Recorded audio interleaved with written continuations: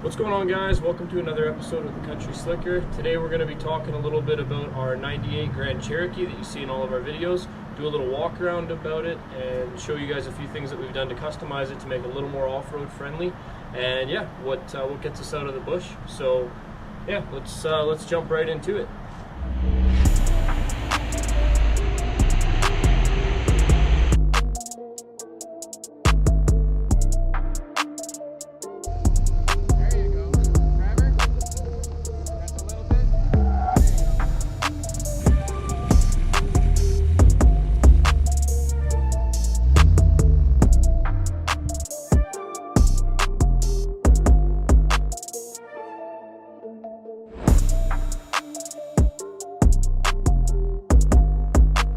This video brought to you in part by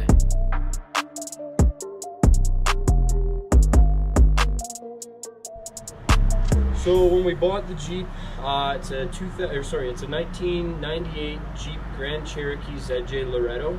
Came with full power options, AC, cruise control, stock D35 rear axle, D30 front axle, 373 gearing with a LSD in the rear end. It's got the NP242 transfer case from the factory, as well as an RE44 transmission. So it's been a bit of a struggle kind of getting it to where we wanted it, but we have it there today. So a couple of things that we've done right off the top. First, obviously, suspension. First thing we did was put a Zone off-road 4-inch short arm lift kit into it. It is a fixed arm suspension kit, so only lower control arms. That helps us to articulate a little bit better off-road. It helps us to do a little bit of a better job when we're going over obstacles. We did upgrade the front sway bar links to quick disconnects, which is an option from factory. So by doing that, we're able to take it off quickly once we get to the trail, and then it allows for the axles to better articulate over obstacles. It's an okay lift. You kind of get what you pay for. At the end of the day, the lift is it's a budget lift. You know, everything that we've done to JZ, as we've come to call it, is it's budget oriented. So initially, when we bought this Jeep, actually, I had just blown up the engine in my JK Wrangler and didn't have a lot of extra money lying around. I actually got laid off due to COVID as well, so about a year and a half ago. And yeah, so there wasn't a lot of extra money around, and this is what we came up with. So there was a ZJ for sale. It was in, I believe, Red Deer. So we went down, we took a peek, made an offer, ended up purchasing JZ for $700, which was an awesome starting platform for us. Super budget friendly, like we said, and yeah, we kind of just started building from there. So the truck, yeah, $700 on the initial bit. The suspension kit itself was about $1,000. We ordered that in through our friends over at North Shore Off-Road. Brought that in, put that on ourselves. Next, we actually did the headlights, which are stock housings, which we retrofitted with LED cubes. So we purchased 4 LED cubes off Amazon, custom wired those in, retrofitted the headlights to give it a little bit better look aesthetically, as well as to make it perform better off-road, because we didn't have the best light output from stock. So I'm glad we changed that up. I hated the stock headlight look, kind of that hazed over, glassed out look. Wasn't that good. So we've changed that up, which is great. So that added a little bit of aesthetic appeal, and then again, it looks a little bit better at night. The halos do change color, which is kind of cool, so we can pop those to different colors. We can make them strobe or fade. They do even have a mode where they connect to Bluetooth on the cell phone, and then they can go to music as well. So that's kind of cool if you're ever out and you're camping, or you want to, yeah, just add a little bit of light and a little bit of show to the camping trip. So after doing the 4-inch lift kit, we did need to throw some better tires on there. So we went with the JK takeoffs that come on all Jeep Wrangler Rubicons. So that's a BF Goodrich Mud Terrain TA. So 33-inch tire on a 17-inch rim. They don't actually fit coming straight off of a Wrangler. You do need to buy a 5x5 adapter, which we picked up off Amazon again. And yeah, bolted those on. So they're actually a wheel adapter and a wheel spacer at the same time. So it allowed us to get the tires stanced out a little bit more. So I believe it's 1.5 inches all the way around. So put those on, Slapped the new wheels on. We got those from factory, and there's actually tons of them, at least in our area out of Calgary, Alberta. There's tons of these lying around. You can pick them up super cheap. My first set was $500, including the rims and tires. So really cheap. And they work awesome. We air them down. Usually we go down to about 15 psi in the summertime, sometimes closer to a little bit like 12 or 11 psi in the wintertime, but they give good grip. They're an awesome tire. There's lots of them around, so they're very cheap, easy to get to. And they've worked awesome on this Jeep. We get over a lot of stuff, and we keep up with some of the bigger tires as well whenever we go out, which is really nice. After we did the tires and the lift, headlights, we also did a wrap kit on it, as you can see. So again, went over to North Shore Off-Road. Dimitri and Jamie hooked us up with some 3M vinyl wrap, which we took care of ourselves. Cut out the pieces and then installed them on the truck. We did that ourselves, took us about 10 hours. But I think it looks cool, and it definitely makes the Jeep stand out and makes it a little bit more noticeable. Next up on the list for custom changes, we did put a new bumper on the truck. We went over to our boy Jay over at Toy Factory Fab. He hooked us up with a custom one-off bumper for the ZJ. Nothing else in the world exists like it. I went to him with a bunch of ideas and said, this is what I want to do. I want a stinger, I'd like some wraparound, and he made it happen. The man's a master at his trade. So Justin over at Toy Factory Fab in Calgary, Alberta, look him up for sure if you're looking for a custom bumper. He did an amazing job. It was a quick turnaround time. He even took care of adding, you know, some custom hooks on the front for us and everything. So really good job. I'm really happy with this bumper that he made for us. He did incorporate a winch plate into it as well. So we went over to North Shore, picked up a RFX 9,500 pound winch. So which is the exact same as a Smitty built winch, just a little bit of a, I guess, a knockoff of a knockoff. So, but it's been great. We've used it to pull out F350s, as you've seen in our video. We've used it to recover ourselves a few times. It hasn't let us down yet. We've used it about 6 times so far. It's been fully submerged in water twice.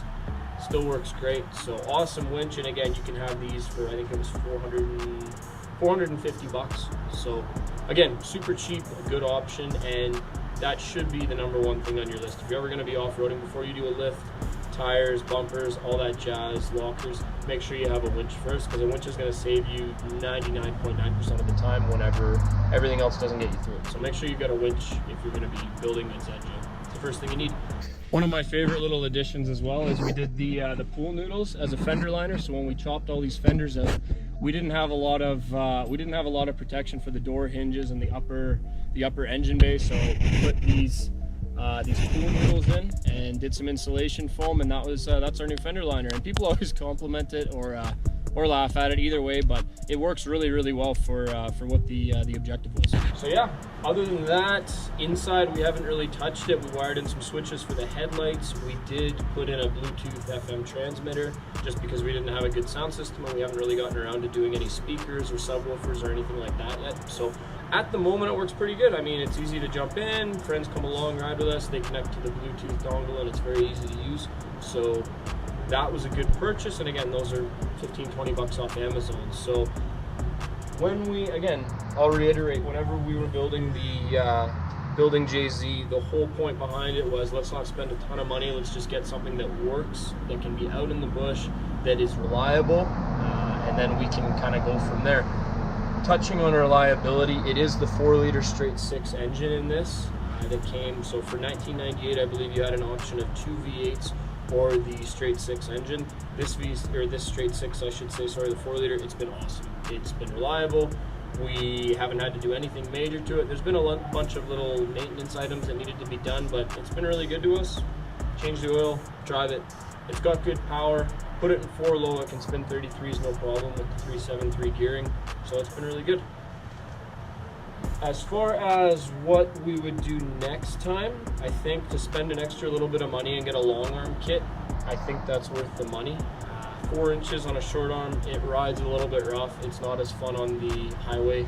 I do have a hitch on this, and we do tow my ATV with it on a trailer, and it does like to sway a little bit whenever you're at higher speeds with the trailer behind it. So next time, I think we'd invest a little bit of money and go with a long arm kit, at least in the front, just to get that stability back. But next time, yeah, that was the big thing. Everyone says to go up to 35-inch tires. We haven't made the jump yet. I don't know if we're planning on it. I think in order to go to 35s, definitely we're going to have to re-gear it.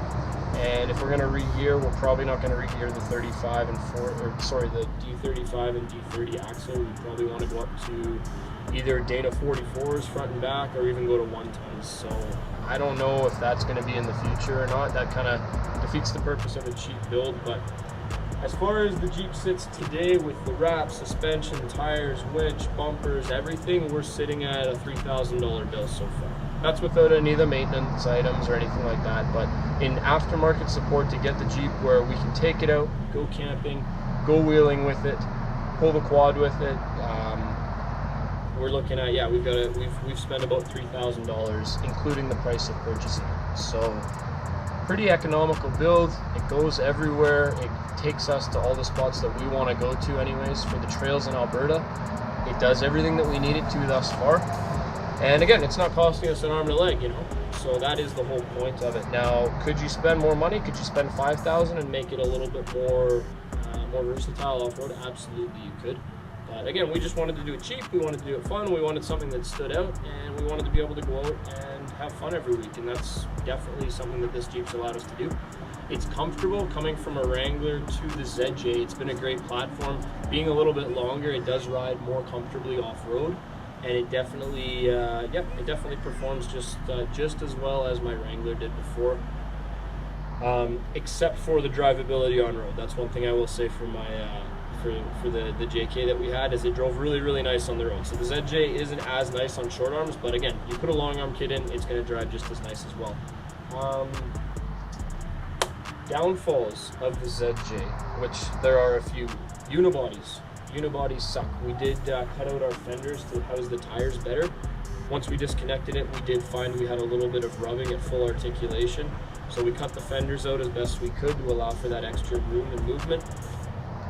I mean, the unibodies suck. They're not fun to work on. You have to be really careful where you're bending that pinch weld, or that pinch seam they call it, to make sure you're not damaging the structure of the unibody, because that is, after all, what's holding everything together. So with a piece-by-piece frame, a little bit different story. So not sold on the unibody idea. I do prefer the old one, but yeah, it's still been good to us. We obviously we're still running it. So initially when we picked it up, we thought, you know what, we're gonna run this thing for 6 months. It's probably gonna fall apart, and then we'll get rid of it. And after 6 months, it was still holding up together really well. We were still driving it, we were still wheeling it, and we thought, hey, you know what, let's throw a few $1,000 at it and see how it's gonna go. So now that it's got a little bit of work to it, it's definitely a lot more capable.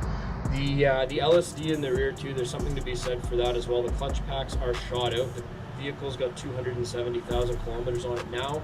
When we initially purchased it, it was about 240,000 kilometers. So we've put 30,000 hard kilometers on this thing, and with the LSD, even at that many kilometers, the clutch packs are worn out, but it still does engage sometimes, and we definitely feel that, especially in the wintertime when we're wheeling in the snow. You feel it engage, and then it grabs traction and wants to go. So that was a really, really nice thing that it had that we didn't really realize when we bought it, and I think it's definitely helped us out as we've been out on the trails. So yeah. But anyways, if you're still watching, thank you so much. Make sure to hit that subscribe button. We appreciate the support on the channel. We're going to keep wheeling. We're going to keep going out. We go out every week, so make sure to stay tuned for adventures and to see this thing in action, because we're always trying to send it as hard as we can. And we'll see you guys next time. Thanks for watching.